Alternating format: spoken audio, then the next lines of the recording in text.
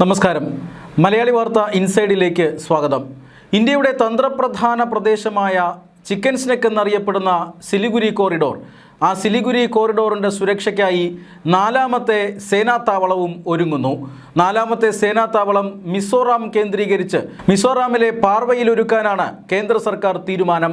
നാലാമത്തെ സൈനിക താവളത്തെക്കുറിച്ച് 2025 മുതൽ തന്നെ ചർച്ചകൾ സജീവമായിരുന്നു. എന്നാൽ സ്ഥലവുമായി ബന്ധപ്പെട്ട ചില തർക്കങ്ങൾ, അതുപോലെ തന്നെ സ്ഥലവുമായി ബന്ധപ്പെട്ട ചില ആലോചനകളും മറ്റും നേരത്തെ ഉണ്ടായിരുന്നു. സേനാ തലവന്മാരടക്കം പ്രദേശം സന്ദർശിച്ചതിന് ശേഷമാണ് ഇപ്പോൾ മിസോറാം കേന്ദ്രീകരിച്ച് പാർവ കേന്ദ്രീകരിച്ചുകൊണ്ട് നാലാമത്തെ സേനാത്താവളം ഒരുക്കാം എന്ന തീരുമാനമായിരിക്കുന്നത്. അതുകൊണ്ട് തന്നെ നാലാമത്തെ സേനാത്താവളവും ഉടൻ യാഥാർത്ഥ്യമാകും എന്ന് ഉറപ്പായി കഴിഞ്ഞു. തന്ത്രപ്രധാനമായ, രാജ്യസുരക്ഷാപരമായി തന്ത്രപ്രധാനമായ ഒരു മേഖലയാണ് സിലിഗുരി കോറിഡോർ. അതിനെ ചിക്കൻ സ്നെക്ക് എന്നാണ് വിളിക്കുന്നത്. കാരണം വടക്ക് കിഴക്കൻ സംസ്ഥാനങ്ങൾ അസം, അരുണാചൽ പ്രദേശ്, ത്രിപുര, മേഘാലയ, മിസോറാം, നാഗാലാൻഡ് തുടങ്ങി 7ഓളം വടക്ക് കിഴക്കൻ സംസ്ഥാനങ്ങൾ, ആ സംസ്ഥാനങ്ങളെ ഇന്ത്യയുടെ മെയിൻ ഭാഗവുമായി അല്ലെങ്കിൽ പ്രധാനപ്പെട്ട ഭാഗവുമായി ബന്ധിപ്പിക്കുന്ന ഒരു ചെറിയ ഇടനാഴിയാണ് സിലിഗുരി കോറിഡോർ. അതിപ്പോൾ പശ്ചിമ ബംഗാൾ സംസ്ഥാനത്തിൻ്റെ ഭാഗമാണ്. ആ സിലിഗുരി കോറിഡോറിൻ്റെ ഏറ്റവും പ്രധാനപ്പെട്ട പ്രത്യേകത അതിൻ്റെ ഏറ്റവും കുറഞ്ഞ വീതി എന്ന് പറയുന്നത് വെറും 22 കിലോമീറ്റർ മാത്രമാണ്. ഈ സിലിഗുരി കോറിഡോറിൻ്റെ ആകെ നീളം 60 കിലോമീറ്റർ മാത്രമാണ്. അതുകൊണ്ട് തന്നെ ഈ 22 കിലോമീറ്റർ എന്ന കുറഞ്ഞ ദൈർഘ്യം അത് കട്ട് ചെയ്ത് കഴിഞ്ഞാൽ ഇന്ത്യയുടെ വടക്ക് കിഴക്കൻ സംസ്ഥാനങ്ങളെ പൂർണ്ണമായും ഇന്ത്യയിൽ നിന്ന് വേർപെടുത്താൻ കഴിയും. അതാണ് ഈ സിലിഗുരി കോറിഡോർ വഴി ഇന്ത്യ നേരിടുന്ന ഏറ്റവും പ്രധാനപ്പെട്ട ഒരു സുരക്ഷാ വെല്ലുവിളി. 5 കോടിയിലേറെ വരുന്ന ജനങ്ങളും 7 സംസ്ഥാനങ്ങളും 2.5 ലക്ഷം ചതുരശ്ര കിലോമീറ്റർ വരുന്ന ഇന്ത്യയുടെ ഭൂപ്രദേശവും ഇന്ത്യയിൽ നിന്ന് വേർപെടുത്താൻ ഈ വെറും 22 കിലോമീറ്റർ മാത്രം ഭേദിച്ചാൽ മതിയാകും എന്നുള്ളതാണ് ഏറ്റവും പ്രധാനപ്പെട്ട കാര്യം. ചൈന ഉൾപ്പെടെയുള്ള ശത്രു രാജ്യങ്ങൾ 1960കളിലും 70കളിലുമെല്ലാം ഇത്തരത്തിൽ ഇന്ത്യക്കെതിരെ ഭീഷണി മുഴക്കിയിട്ടുണ്ട്. ചിക്കൻ സ്നെക്ക് കട്ട് ചെയ്ത് ഇന്ത്യയുടെ വടക്ക് കിഴക്കൻ സംസ്ഥാനങ്ങളെ വേർപെടുത്തുമെന്ന് ചൈനീസ് ജനറൽമാർ പലതവണ ഭീഷണി മുഴക്കിയിട്ടുണ്ട്. പക്ഷേ ഈ അടുത്ത കാലത്ത് അത്തരമൊരു ഭീഷണി, അതായത് ചിക്കൻ സ്നെക്കിലേക്ക് കടന്നു കയറും എന്നൊരു ഭീഷണി മുഴക്കിയത് ബംഗ്ലാദേശാണ്. അപ്രതീക്ഷിതമായിട്ടാണ് ബംഗ്ലാദേശ് അങ്ങനെയൊരു ഭീഷണി മുഴക്കിയത്. കാരണം ബംഗ്ലാദേശ് ഇന്ത്യയുടെ സുഹൃത്ത് രാജ്യമായിരുന്നു. ഏതെങ്കിലും രാജ്യത്തിന് സിലിഗുരി കോറിഡോർ കട്ട് ചെയ്ത് ഈ പറയുന്ന പ്രദേശങ്ങളെ വേർപെടുത്തണമെങ്കിൽ ബംഗ്ലാദേശിൻ്റെ സഹകരണം കൊണ്ട് മാത്രമേ സാധിക്കുകയുള്ളൂ. ബംഗ്ലാദേശ് പക്ഷേ ഈ അടുത്ത കാലത്ത് വരെ, ഏറ്റവും കൃത്യമായി പറഞ്ഞാൽ 2024 ഓഗസ്റ്റ് വരെ ഇന്ത്യയുടെ ഒരു സൗഹൃദ രാജ്യമായിരുന്നു. എന്നാൽ 2024 ഓഗസ്റ്റിനാണ് അവിടുത്തെ പ്രധാനമന്ത്രിയായിരുന്ന ഷെയ്ഖ് ഹസീന അവിടെയുണ്ടായ ഒരു പ്രക്ഷോഭത്തിൻ്റെ ഭാഗമായി പുറത്താക്കപ്പെടുന്നത്. അവർ പിന്നീട് ഇന്ത്യയിലേക്ക് പലായനം ചെയ്തു. അവിടെ ജമാഅത്തെ ഇസ്ലാമിയുടെ അല്ലെങ്കിൽ ജമാഅത്തെ ഇസ്ലാമിക്ക് ആധിപത്യമുള്ള ഒരു സർക്കാർ അവിടെ നിലവിൽ വരുന്നു. ഇടക്കാല സർക്കാർ അവിടെ നിലവിൽ വരുന്നു.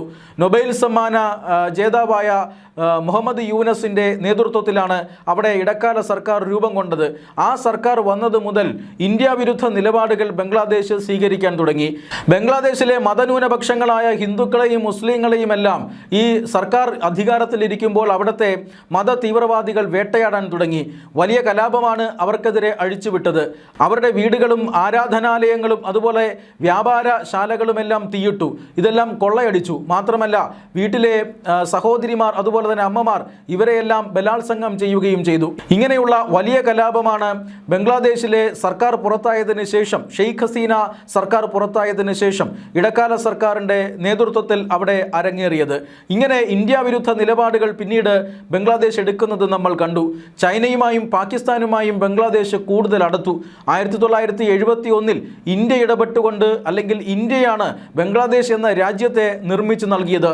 ചുരുക്കി പറഞ്ഞാൽ ബംഗ്ലാദേശിൻ്റെ പിതാവ് ഇന്ത്യയാണ്. കിഴക്കൻ പാകിസ്ഥാൻ എന്നറിയപ്പെട്ടിരുന്ന ബംഗ്ലാദേശിനെ, പാകിസ്ഥാനെ രണ്ടായി മുറിച്ചുകൊണ്ട് വിഭജിച്ച് സ്വാതന്ത്ര്യം നൽകിയത് ഇന്ത്യൻ സൈന്യമാണ് എന്നോർക്കണം. അതുകൊണ്ട് തന്നെ അതുമുതൽ ഇന്നുവരെയും, അതായത് 2024 വരെയും ബംഗ്ലാദേശ് അതിൻ്റെ നന്ദി കാട്ടിയിരുന്നു. എന്നാൽ 2024 ശേഷം ജമാഅത്തെ ഇസ്ലാമി പിടിമുറുക്കിയപ്പോൾ ബംഗ്ലാദേശ് കളം മാറ്റി ചവിട്ടി. പാകിസ്ഥാനുമായി അവർ കൈകോർക്കുന്നു.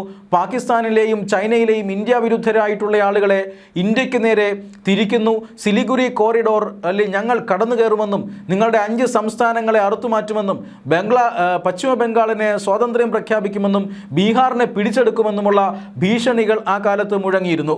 ഈ ഭീഷണികളെല്ലാം ഇന്ത്യ കേട്ടുകൊണ്ടിരുന്നു എന്ന് മാത്രമല്ല, പാകിസ്ഥാന്റെ ഉന്നത സൈനിക ഉദ്യോഗസ്ഥർ ബംഗ്ലാദേശ് സന്ദർശിക്കുന്നു. ബംഗ്ലാദേശ് സൈനിക ഉദ്യോഗസ്ഥർ പാകിസ്ഥാനും സന്ദർശിക്കുന്നു. പാകിസ്ഥാന്റെ രഹസ്യാന്വേഷണ വിഭാഗമായ ISIയുടെ മേധാവിയും ബംഗ്ലാദേശ് സന്ദർശിക്കുന്നു. വളരെ ഗൗരവകരമായ ചർച്ചകൾ നടത്തുന്നു. ഈ ചർച്ചകളെല്ലാം ഇന്ത്യ വിരുദ്ധ നീക്കങ്ങളുടെ ഗൂഢാലോചനയായിരുന്നുവെന്ന് പിന്നീട് ഇന്ത്യയുടെ രഹസ്യാന്വേഷണ ഏജൻസികൾ കണ്ടെത്തിയിരുന്നു. എന്ന് പറഞ്ഞാൽ ഇന്ത്യയെ രണ്ടായി മുറിക്കാനുള്ള വൻപൻ ഗൂഢാലോചനയാണ് ഇതിൻ്റെ ഭാഗമായി നടന്നത്. ബംഗ്ലാദേശിനെ കൂട്ടുപിടിച്ചുകൊണ്ട് സിലിഗുരി കോറിഡോർ എന്ന ചിക്കൻ സ്നെക്കിനെ മുറിച്ച് ഇന്ത്യയെ 2 ഭാഗങ്ങളാക്കുക, വടക്ക് കിഴക്കൻ സംസ്ഥാനങ്ങളെ മറ്റൊരു മേഖലയായി പ്രഖ്യാപിക്കുക, ഇതൊക്കെയായിരുന്നു ഇവരുടെ ലക്ഷ്യം. ഗ്രേറ്റർ ബംഗ്ലാദേശിൻ്റെ ഭാഗമാക്കി വടക്ക് കിഴക്കൻ സംസ്ഥാനങ്ങളെ മാറ്റുക. ഇതിന് ചൈനയും അമേരിക്കയും പോലെയുള്ള മറ്റു പല രാജ്യങ്ങളുടെയും പിന്തുണയുണ്ടായിരുന്നു എന്നുള്ളത് മറ്റൊരു കാര്യമാണ്. എന്നാൽ ഈ പദ്ധതികൾക്കൊക്കെ ഇന്ത്യ തടയിട്ടത് 3 സേനാതാവളങ്ങൾ നിർമ്മിച്ചുകൊണ്ടായിരുന്നു. സിലിഗുരി കോറിഡോറിനെ സംരക്ഷിക്കാൻ ഓപ്പറേഷൻ ചിക്കൻ സ്നെക്ക് പ്രൊട്ടക്ഷൻ എന്ന പേരിൽ 3 സേനാതാവളങ്ങൾ ഇന്ത്യ 2025 ഒരുക്കി. ഇതിൽ ഒന്നാമത്തേത് പശ്ചിമ ബംഗാളിലെ ചോപ്രയിലാണ്. അത് ബംഗ്ലാദേശിൻ്റെ തെക്ക് പടിഞ്ഞാറൻ ഭാഗത്താണ്. രണ്ടാമത്തേത് ബീഹാറിലെ കിഷൻഗഞ്ചാണ്. ബീഹാറിലെ കിഷൻഗഞ്ച് സൈനിക താവളം ബംഗ്ലാദേശിൻ്റെ വടക്കു പടിഞ്ഞാറൻ മേഖലയിലാണ്. അതായത് ഇപ്പുറത്ത് അസമിലെ, അതായത് ബംഗ്ലാദേശിൻ്റെ വടക്ക് കിഴക്കൻ മേഖലയിൽ അസമിൽ ഒരു സൈനിക താവളം ഉണ്ടായി. അസമിലെ ധുബ്രിയിലായിരുന്നു ഇങ്ങനെ ഒരു സൈനിക താവളം. ഇങ്ങനെ 3 സൈനിക താവളങ്ങൾ ഒരുക്കിക്കൊണ്ടാണ് ചിക്കൻ സ്നെക്കിനെ പ്രൊട്ടക്റ്റ് ചെയ്യാൻ വേണ്ടി ഇന്ത്യ ഒരു കോട്ടയൊരുക്കുകയായിരുന്നു. ഈ കോട്ടയിൽ 3 സേനാ താവളങ്ങളാണ് ഉണ്ടായിരുന്നത്. അതേസമയം ബംഗ്ലാദേശിൻ്റെ തെക്ക് കിഴക്കൻ മേഖലയിൽ ഇന്ത്യക്ക് സേനാ താവളങ്ങൾ ഇല്ലായിരുന്നു. ആ കുറവാണ് ഇപ്പോൾ പരിഹരിക്കുന്നത്. അതിനായി മിസോറാമിലെ പാർവ തിരഞ്ഞെടുത്തിരിക്കുന്നു. എന്ന് പറഞ്ഞാൽ ഇപ്പോൾ ഈ 4 സേനാ താവളങ്ങളും യാഥാർത്ഥ്യമാകുന്നതോടുകൂടി ബംഗ്ലാദേശിനെ ഇന്ത്യ ചുറ്റി വളഞ്ഞിരിക്കുന്നു എന്നുള്ളതാണ്. ബംഗ്ലാദേശിൻ്റെ 4 ഭാഗത്തും ഇരച്ചു കയറാൻ പാകത്തിൽ ഇന്ത്യൻ സൈന്യം ഇപ്പോൾ തയ്യാറായി നിൽക്കുമെന്നുള്ളതാണ് ഈ 4 സേനാതാവളങ്ങളും യാഥാർത്ഥ്യമായാൽ സംഭവിക്കുക. ഈ സേനാതാവളങ്ങൾ ഒരുക്കി ഇന്ത്യൻ സൈനികർ അവിടെ ജാഗ്രതയോട് നിൽക്കുന്നതിന് പിന്നിൽ മറ്റൊരു പദ്ധതിയുണ്ട്. അതായത് ബംഗ്ലാദേശിൻ്റെ സഹായത്തോടു കൂടി ആരെങ്കിലും ചിക്കൻ സ്നെക്കിനെ നോട്ടമിട്ടാൽ, ചിക്കൻ സ്നെക്കിലേക്ക് കടന്നു കയറാൻ ശ്രമിച്ചാൽ ഇന്ത്യയുടെ പ്രത്യാക്രമണം ഈ 4 സേനാ താവളങ്ങളിൽ നിന്നായിരിക്കും. ഈ 4 സേനാ താവളങ്ങളും ആക്രമിക്കുക ബംഗ്ലാദേശിൻ്റെ 2 ചിക്കൻ സ്നെക്കുകളെയാണ്. ഇന്ത്യക്ക് ഒരു ചിക്കൻ സ്നെക്ക് മാത്രമാണ് ഉള്ളതെങ്കിൽ ബംഗ്ലാദേശിന് 2 ചിക്കൻ സ്നെക്കുകളുണ്ട്. ഒന്നാമത്തെ ചിക്കൻ സ്നെക്ക് നിങ്ങൾ ഈ ഭൂപടത്തിൽ കാണുന്നത് പോലെ ബംഗ്ലാദേശിൻ്റെ വടക്കൻ ഭാഗത്താണ്. ബംഗ്ലാദേശിൻ്റെ വടക്കൻ ഭാഗത്ത് ഒന്നാമത്തെ ചിക്കൻ സ്നെക്ക് റാങ്പൂർ ഡിവിഷനെ വേർതിരിക്കുന്നതാണ്. റാങ്പൂർ ഡിവിഷനെ മറ്റ് ഡിവിഷനുകളുമായി വേർതിരിക്കുന്ന ഭാഗത്ത് ഒന്നാമത്തെ ചിക്കൻ സ്നെക്ക് ഉണ്ട്. അവിടെ വളരെ വീതി കുറഞ്ഞ ഒരു ഭാഗമുണ്ട്. ആ ചിക്കൻ സ്നെക്ക് ബീഹാറിലെയും അതുപോലെ തന്നെ ആസാമിലെയും സേനാതാവളങ്ങൾക്ക് ലക്ഷ്യം വയ്ക്കാൻ കഴിയും. രണ്ടാമത്തെ ചിക്കൻ സ്നെക്ക് ബംഗ്ലാദേശിൻ്റെ തെക്കു ഭാഗത്താണ്. ചിറ്റഗോങ് ഡിവിഷനെ നേരെ പിളർക്കുന്ന, നടുവേ പിളർക്കുന്ന ഒരു ചിക്കൻ സ്നെക്ക് അവിടെയുണ്ട്.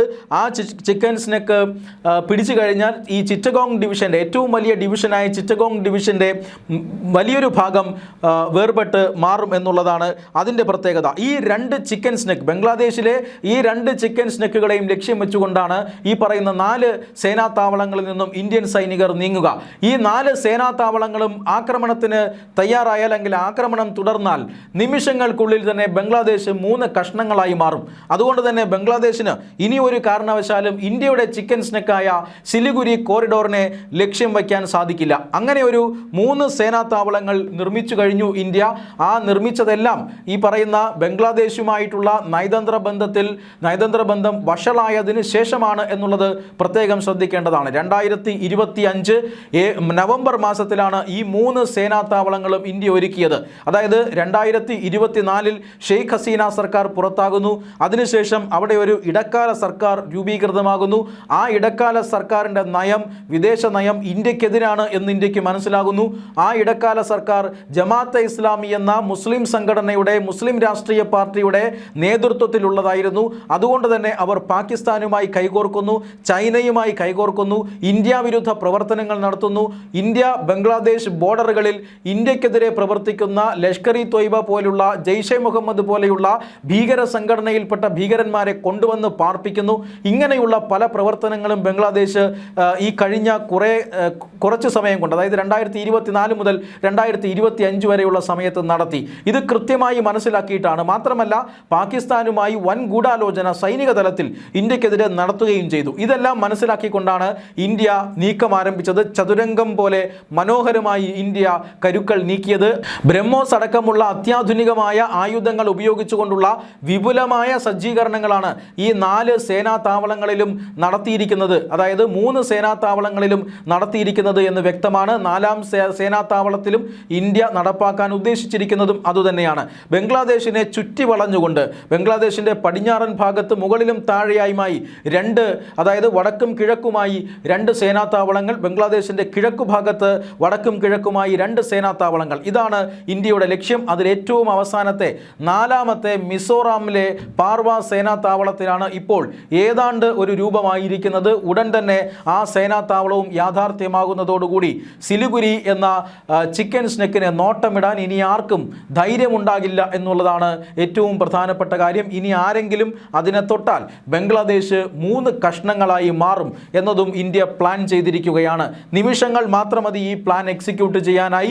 അതുകൊണ്ട് തന്നെ ബംഗ്ലാദേശ് വളരെ കൃത്യമായി ഇത് മനസ്സിലാക്കുന്നുണ്ട്. ഓപ്പറേഷൻ സിന്ദൂറിന് ശേഷം ബംഗ്ലാദേശിൻ്റെ ഈ വീമ്പ് പറച്ചിൽ ഏതാണ്ട് സ്വിച്ചിട്ടതുപോലെ നിന്നത് നമ്മൾ കണ്ടതാണ്. ബംഗ്ലാദേശിൽ എന്തായാലും പുതിയ രാഷ്ട്രീയ പാർട്ടി അധികാരത്തിൽ വന്നിട്ടുണ്ട്. അവർ ഈ പറയുന്ന ജമാഅത്തെ ഇസ്ലാമിയെ പോലെ അത്ര അപകടകരമല്ല. എന്തായാലും ഇപ്പോൾ അധികാരത്തിലിരിക്കുന്ന ബംഗ്ലാദേശ് നാഷണൽ പാർട്ടി എന്ന പാർട്ടി ആയാൽ പോലും പാകിസ്ഥാനോട് അനുഭാവം കാണിക്കുന്ന ഒരു രാഷ്ട്രീയ പാർട്ടിയാണ്. ഇന്ത്യയോടും അവർ ഒരേ രീതിയിൽ അനുഭാവം കാണിക്കുന്നുണ്ട്. ഇന്ത്യയുമായിട്ടുള്ള വ്യാപാര ബന്ധമൊക്കെ മുന്നോട്ട് കൊണ്ടുപോകണം എന്നാഗ്രഹിക്കുന്നവരാണ്.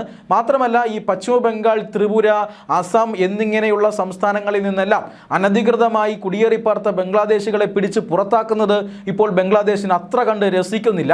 അതുകൊണ്ട് തന്നെ അവർ ഒരു പരിധിവരെ ഇന്ത്യക്കെതിരെ പ്രവർത്തിക്കാനുള്ള ഒരു സാഹചര്യവുമുണ്ട്. ഇതുകൂടി കണക്കിലെടുത്തുകൊണ്ടാണ് ബംഗ്ലാദേശിനെ ചുറ്റി വരഞ്ഞുകൊണ്ട് ഇപ്പോൾ 4 ഇന്ത്യൻ സേനാ താവളങ്ങൾ നിർമ്മിതമായിരിക്കുന്നത്. പാകിസ്ഥാനെ ഒരു ഭാഗത്ത് ഒതുക്കുകയും മറുഭാഗത്ത് ബംഗ്ലാദേശിനെ ലോക്ക് ചെയ്യുകയും ചെയ്തു എന്നുള്ളതാണ് ഇന്ത്യയുടെ ചതുരംഗ തന്ത്രം. ഇനിയിപ്പോൾ സിലിഗുരി കോറിഡോർ എന്ന ചിക്കൻ സ്നെക്കിനെ ആരെങ്കിലും നോട്ടമിടും എന്നൊരു ഭയം ഇന്ത്യക്ക് വേണ്ട. കാരണം ഇന്ത്യൻ സൈന്യം നിതാന്തമായി ജാഗ്രതയിലാണ്.